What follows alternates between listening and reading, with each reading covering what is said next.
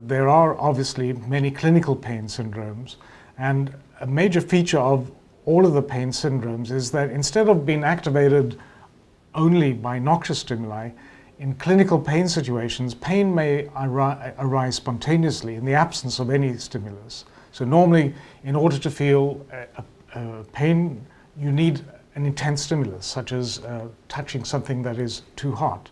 But in patients, the pain may arise in the absence of any detectable stimulus. So spontaneous pain is one of the major features of clinical pain syndromes.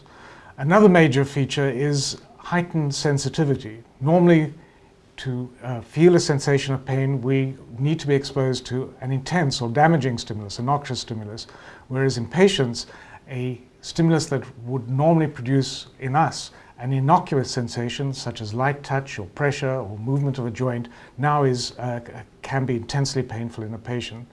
And a big feature mechanistically about how pain is generated is to understand this transition from a high threshold pain, which is nociceptive pain, to low threshold clinical pain syndromes, because it is this hypersensitivity which is the feature that makes pain so difficult for our patients. We can further look at clinical pain syndromes as having several major subtypes. One subtype is inflammatory pain, the pain associated with tissue damage and inflammation. Another is neuropathic pain, which is the pain that occurs in the presence of damage to the nervous system itself. And this can be damage either to the peripheral or to the central nervous system. And then finally, we have a group that has only relatively recently been recognized, and these are patients who are not exposed to a noxious stimulus, so they do not have nociceptive pain. They have no tissue damage or inflammation, so they do not have inflammatory pain, and there is no detectable damage to the nervous system. And instead, these patients seem to have an abnormal functioning of the nervous system, and this is why we call this group of patients as having dysfunctional pain. What I will now do is go through some of the major features of these different clinical pain syndromes and highlight some of the mechanisms that have been identified as contributing to these particular kinds of pain. So to start off with, we'll discuss inflammatory pain, the pain that is associated with inflammation, for example, associated with a bacterial infection, or tissue damage, frank tissue damage, which could be post-surgical or post-trauma. And the feature here is that the peripheral inflammation activates immune cells, which are both recruited and activated, and these produce a variety of chemical signals, inflammatory modulators, some of which are lipids, some are ions, and some are proteins. And these act on nociceptors to change their function. And a major feature of the changes that occur are an alteration in the excitability of nociceptors such that their threshold is reduced. They can now be activated by less intense stimuli than what occurs in normal non-inflamed tissue.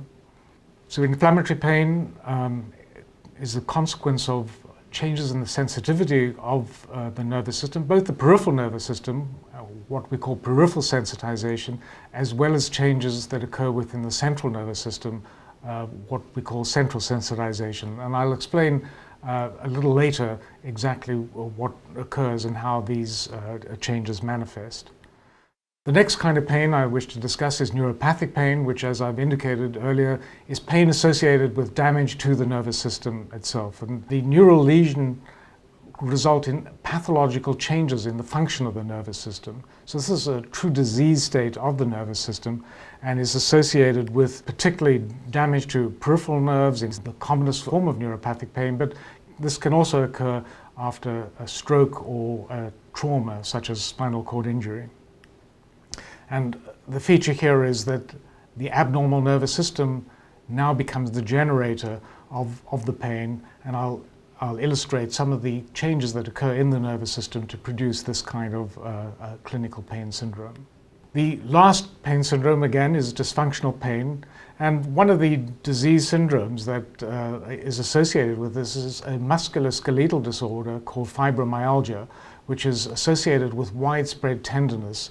And these patients do not have any detectable neural lesion. There is no inflammation, and we now recognize that abnormal central processing and abnormal amplification of signals is the primary driver of this form of pain. In this situation, a light touch or a stimulus that most of us would feel is totally innocuous can now activate the nervous system, which, because of its sensitized or amplified state, results in the sensation of pain. Again, I will explain how mechanistically we have begun to understand the changes that are responsible for causing this form of pain. One of the major forms of clinical pain syndromes that has recently been recognized is postsurgical chronic pain. Whenever a surgeon damages tissue, particularly if the surgeon damages the nervous system, they put the patient at risk of developing chronic postsurgical pain. And the degree of pain experienced depends on the degree of damage, as well as, in particular, whether nerves have been damaged as part of the surgical procedure. But we now appreciate that many patients, a minority, but still many patients, have severe disabling pain after surgical procedures. One of the features of this pain is we know exactly when the damaging stimulus occurs, and this provides us with an opportunity both to study the pain, particularly the transition from acute to chronic pain, as well as offering us the opportunity potentially to intervene and to prevent this conversion to chronicity.